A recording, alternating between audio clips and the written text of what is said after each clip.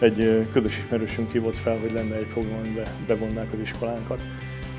Elég zűrös időszak volt, akkor azt mondtam, hogy jó, ez az időpont megfelelő lesz, van 15-20 percünk. Hát az első reakció az volt, hogy az kevés lesz.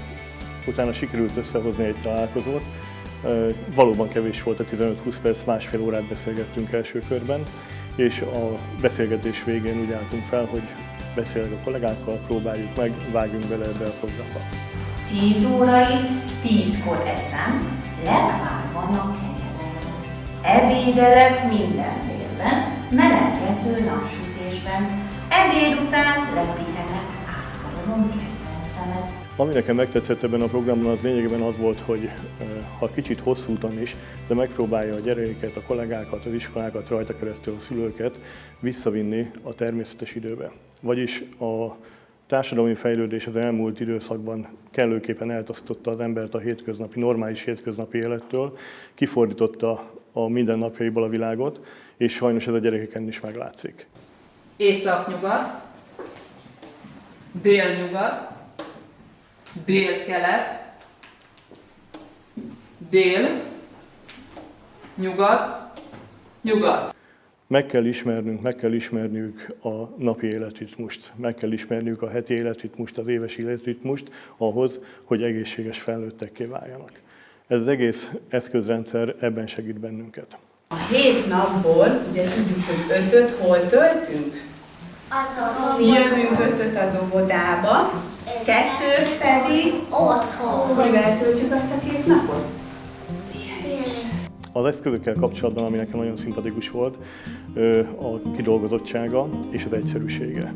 Tehát nem túl díszített, nem túl cicamázott anyagokról van szó, hanem használható, gyerekek számára is jól átlátható, esztétikus, szép, színes anyagokat kaptunk, és ráadásul nem statikus módon kaptuk meg, hogy tessék, itt van, ezzel dolgozzatok, hanem egy kis dinamikát belevéve kollégáim szerepet kaptak abban is, hogy még mit lehetne, még mi az, amit tudnának alkalmazni.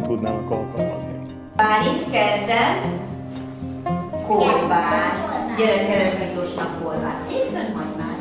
Sziklájókkal is tesszük. Kedden kolbász. Szerdán pedig, szerdán szőlőt. Gyere, Peti.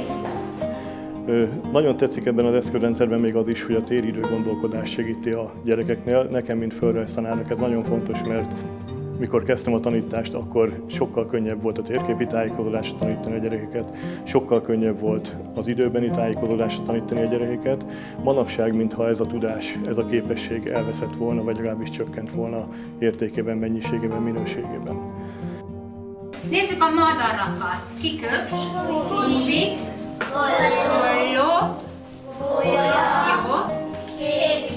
Igen, őt nem tudtuk annyira közel tenni, szegénykét. Hát azért ide fér az valahogyan. Jó. Ő pedig a sas. Ügyesek vagytok. Ő kicsoda? A harmadik dolog, ami tetszett, hogy, és ezt mint intézményvezető mondom, a kollégáim egy kis plusz feladatot kaptak. Amikor még először leültünk erről beszélgetni, meg volt az első tájékoztatás, mint ahogy itt is elhangzott, többen úgy álltak fel, meg úgy jöttek ki a beszélgetésről, a bemutatóról, hogy Atyaisten, ezzel én most mit fogok kezdeni.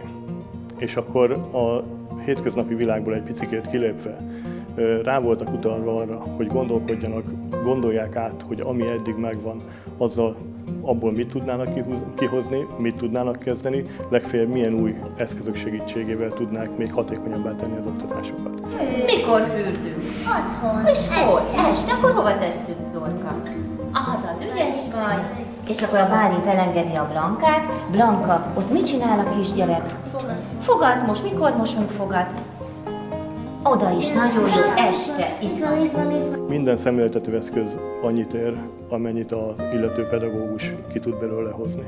Én úgy gondolom, hogy egy év elteltével ez kimondható, hogy ezek a szemléltető eszközök számunkra sokat fognak érni, mert kollégáim több-kevesebb sikerrel, de inkább azt mondom, hogy jóval több sikerrel, mint kudarccal használják, fejlesztették ezeket az eszközöket, úgyhogy köszönjük szépen!